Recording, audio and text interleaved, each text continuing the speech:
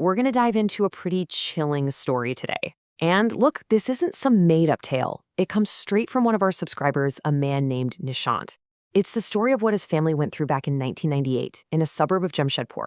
And the details he shared, well, they paint an incredibly vivid and unsettling picture of their ordeal. So, let's get into it. You know, that one sentence from Nishant, it just says it all, doesn't it? It perfectly captures the feel of his childhood neighborhood, a place that was full of life, kids playing all day. But as soon as the sun started to set, it was like a switch flipped, and this fearful, unnatural quiet just took over. That was the backdrop for everything that was about to unfold. So where are we exactly? We're in Chota Govindpur, right on the edge of Jamshedpur. Now, this wasn't the nice, planned-out part of the city built by the Tata Company. No, this was an area for middle and lower-income families. And really, it was a place defined more by what it didn't have, which created this perfect breeding ground for fear and isolation.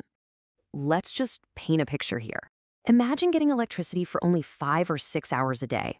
And when the main transformer blew, which happened all the time, the whole neighborhood would be plunged into total darkness for weeks on end. On top of that, almost half the plots were empty, just vacant land, and the roads were barely there.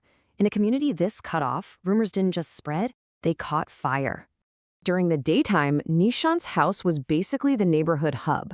His mom was a teacher, so there were always kids playing outside in this big empty plot of land right in front. But at night, that same lively spot became a black hole of dead silence. And for the people who lived there, that sudden absence of sound was way more terrifying than any noise could ever be. So you have all this fear and anxiety just simmering under the surface. And what happens when you have that much fear in one place?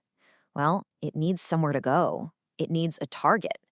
And in a community this isolated and superstitious, it was really only a matter of time before all that collective anxiety zeroed in on one specific family. And just look at how fast things spiraled out of control. It all started with whispers about a quiet Punjabi family. People claimed the woman was performing rituals on the bodies of children buried in a nearby graveyard. Then, her husband dies, suddenly.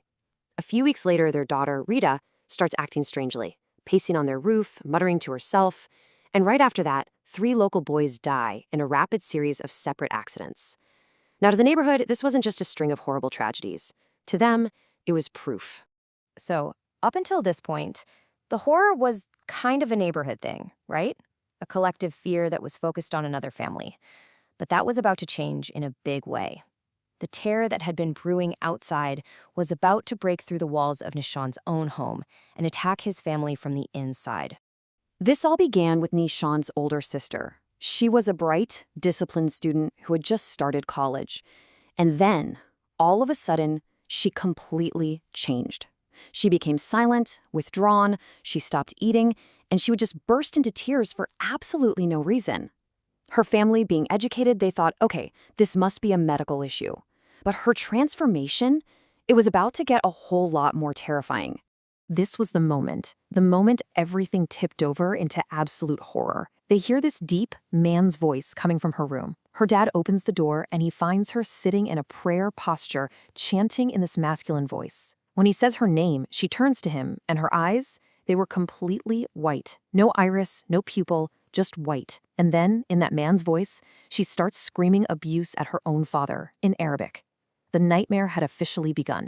And whatever this entity was, it wasn't just inside the sister. It was in the house itself. Things would just disappear.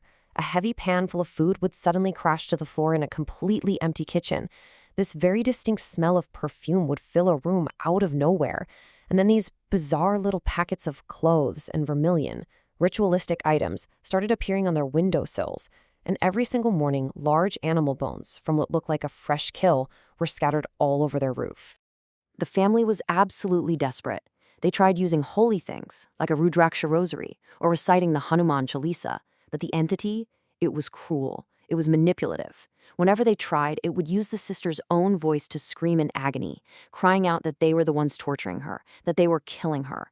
It was this vicious kind of emotional blackmail, designed to make them stop by making them think they were hurting their own daughter. So now they're completely terrified and totally alone, because by this point the neighbors were too scared to even come near their house.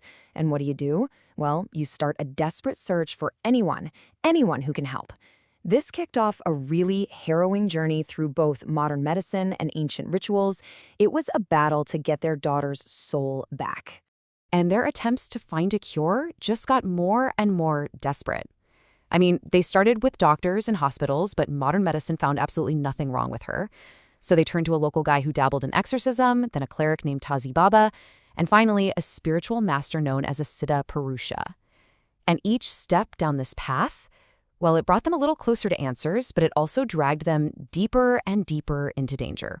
So their first shot at a real exorcism, it was a complete and utter disaster. This local guy, Raju, he agreed to stay on the roof at night to try and protect the family. But one night, they just hear him screaming his head off. He comes running down, totally panicked, claiming the entity had physically picked him up, caught and all, and just hurled him across the roof. He fled, leaving the family feeling more helpless than ever. Next up was Tazi Baba, a Muslim cleric. And for a moment, it really seemed like he was making progress. He could actually communicate with the entity through the sister. It claimed it was a hungry spirit she'd accidentally disturbed, and its intention was just chilling. I won't leave her, I'll take her with me. The cleric performed a big ritual, removed some cursed items, and for 5,000 rupees, which was a ton of money back then, he declared her cured. And the family, for the first time in months, felt this huge sense of relief. But it was all a lie. After about 2 months of peace, it came back. And this time it was worse. Now there were 2 entities. The family was then led to a Siddha Purusha, a true spiritual master. And he delivered the most horrifying news yet. The cleric, Tazi Baba, he hadn't cured her at all. In fact, he had deliberately left a second controlled entity in the house just to guarantee that the family would get desperate and have to call him and pay him again. So the final showdown, this wasn't just some spiritual ceremony, it was a violent physical battle. As the Siddha Purusha was performing the final ritual to trap the spirits inside a clay pot, they fought back. They attacked him. Nishant's father was there, and he said the man's body was literally bent sideways by some unseen force. But he kept fighting, chanting mantras, and with one last huge effort, he managed to seal the pot and throw it into a nearby canal, casting the entities out of their lives for good. And after that, the sister recovered. The strange things happening in the house stopped. But you don't go through an ordeal like this and just move on.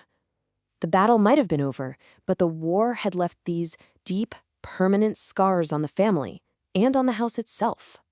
Even with the spirits gone, the house just felt tainted. There was this heavy, negative energy that never left. After 2 years of trying to live with it, the family couldn't take it anymore. They abandoned the home their father had built with his life savings. He eventually sold it and never went back. The best news, of course, is that today, Nishant's sister is fully recovered. She's married and she's living a perfectly happy, normal life. 26 years. Think about that for a second.